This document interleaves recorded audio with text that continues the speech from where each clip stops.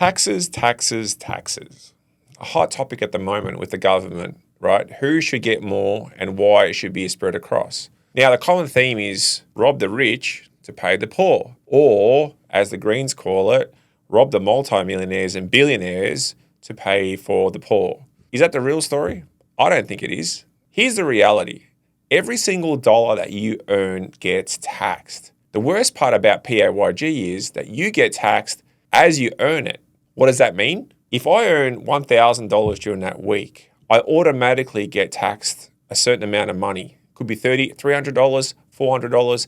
That comes out of my pay. So my net pay is only $700. And we've been going on thinking, oh, I earn $700 a week. No, you earn $1,000 that week. And then you've gone out and spent the $700. The worst part is you take that $700 now and then you go out and you buy stuff, or you pay down a mortgage, or you pay your rent with it. And then you hope at the end of the year, you get what's called a tax break. So what do?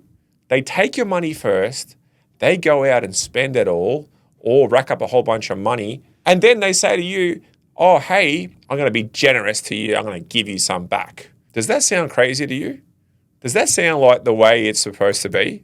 Do you know that most of your money is taxed and taxed and taxed and taxed and taxed and taxed and taxed again? So you have to go out and borrow money on a taxed product, such as your house, that is superly taxed. And then you have to borrow against all that tax. And then once your income comes in, it's already taxed again. Then what's left over, you pay down that mortgage over 30 years, plus pay interest. But here's the kicker. The worst part is everyone talks about inflation. That is another tax. What do you mean it's another tax? That means that money that you earned this year is valued less and less every single year. And how does that come about? One thing, government spending. That's it. They spent too much money, which causes the price of things to go up, which causes the value of your dollar to go down. Do you know how much we spent during COVID? Do you know what our national debt went up? We spent billions and billions and billions of dollars. Over 500 billion apparently. And we were in a debt of 500 billion beforehand. Do you remember when the government said, oh, when the fires were on in 2019 and we said, oh, we've got no money to help out those poor people that got their houses and farms burnt down. But all of a sudden we found $500 billion to bail out everyone. Well, we've lost 30% of our value. So what does that mean?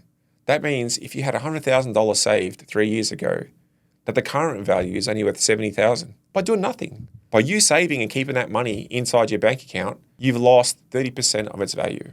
Does that not sound scary? Once you start getting educated on what money is, and once you realize how fair it is that these guys give you back your money, then you realize how much they are playing absolutely everyone. And while they bicker between each other, oh, who should get spent more money and the reality is they're just inflating the money and they're taxing you already. So when they say to you giving money back, they're not giving you money back. They've taken 1,000 out of your pocket already of your money and then saying, here you go, here's $100 back. Look how generous I am. Vote for me. These people just go on and on and on. But the main thing is that what they don't want you to know is spending money. They don't want you to know how much they spend of your money. Now, there are some expenses, guaranteed. Do we need hospitals? Yes, we do. Do we need schools? Yes, we do. Do we need all the infrastructure around us? Not all of it, because some of the infrastructure that they build does not have a return. Some of the things make sense, and then they blend it all together and they say, look at us as a general. Don't worry about it. Do you know the Victorian government is signing us up for $200 billion worth of project and builds? Sounds great, right? Keep the economy going. But that debt is going on to you, and that inflation is going on to you. Is it fair that we all now have to use a suburban rail loop? Is it going to create that much prosperity? Or is the debt going to be such a burden, the value of our dollar will be so low that we're all paying for something that's just going to make a whole bunch of rich people even richer, and then the rest of us will have to pay for it. So when they say to you, ooh, give back the money, just understand that's your money. That's your hard-earned money.